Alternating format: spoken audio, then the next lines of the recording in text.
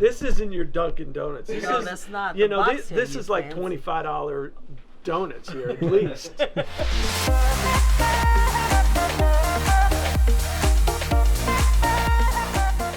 So when did you start in this facility?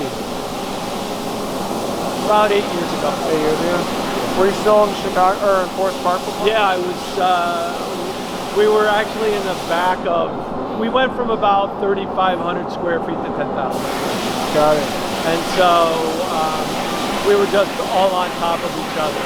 Yeah. And now we've kind of grown into this, and now we're getting a little tight, but we could rearrange things. We should be all right. Added the second auto. Most of our orders are, 2-3 color prints. I mean, we do some 4, 5, 6, but that's probably where we cap out. What do you feel like is something that you would have done, call it 10 years ago, that you wish you would have known now? Or that you know now that you wish you would have done 10 years ago? Is this just between me and you or the world? The world. Embracing two things. Technology more.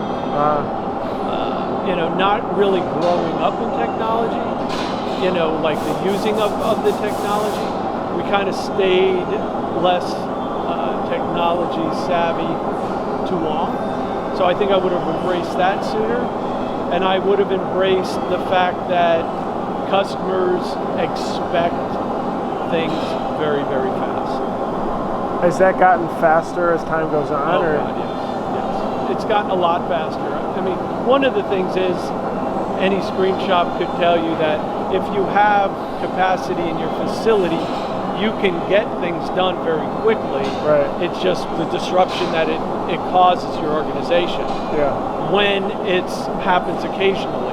We've tried to embrace the fact that everything needs to get done right away. So we then don't have the disruptions that we used to have.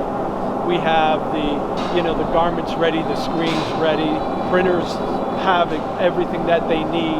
You can turn the orders very quickly. Are there any tips that you could offer other shops to be able to increase their turnaround time that you've learned? The biggest piece is the communication. Uh-huh. The communication doesn't stop after you say yes. So for example, if you as a customer needed your shirts in 3 days, and you're like, hey, I know this is a quick turn, I need them in 3 days, can you do it? And you look and you say, yeah, I can get it done, great, but I can't stop communicating with you. You Sure. as the customer feel like, okay, I'm done with my part of this, Yeah. which many times they're not, because of art approval, because of sizes of garments, whatever else is needed. So I have found that you need to either have your template of exactly what you need and communicate that right on the front end with your customer before you say yes. We can do that if I have my art, I have the garments, I have that, and you have part of the responsibility to that. Got it. What we learned at the beginning was we would say yes, and you as the customer would never, get us your sizes or get us the art, and come back and say, hey, is my stuff ready? Right. And then we'd have to go back and say, wait a second, we still need these pieces. I would say that is the first piece. And the only other thing I would say is embrace the speed. Embrace the fact that people are only going to want things faster and faster. I reuse the phrase, we're now in an Amazon era. People want everything like they can get from Amazon. Right. Even though it's not on the convenience of it and the speed. The convenience and the speed. Just because they ordered it today, we don't have, everything is custom. Right.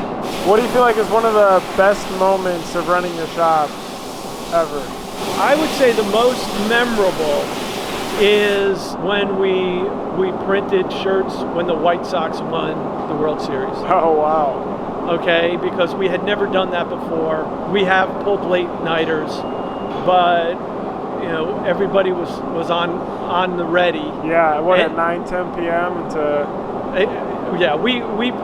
When they won, we printed for like 36 straight hours. Wow. And what, trucks coming every hour or two to come pick it just up? come picking them up, and we had all the blanks here ready. Yeah. Couldn't start until the game was over. Right. Right. And then, You do want to hedge a little bit? you can't. Yeah. You can't hedge, because if for whatever reason they don't win, you're responsible for those garments. So you're not gonna do that. And since it was the first time we did it, it was the most memorable. Right. Then when when the Cubs won, then I think we printed for 3 straight days. Wow. And that was absolutely crazy. But we knew what we were getting into. And we were visiting shops as well all across Chicago that were all waiting, or in the Blackhawks too, that were waiting for the call. And exactly. Yeah. And so I would say that everybody was excited about that.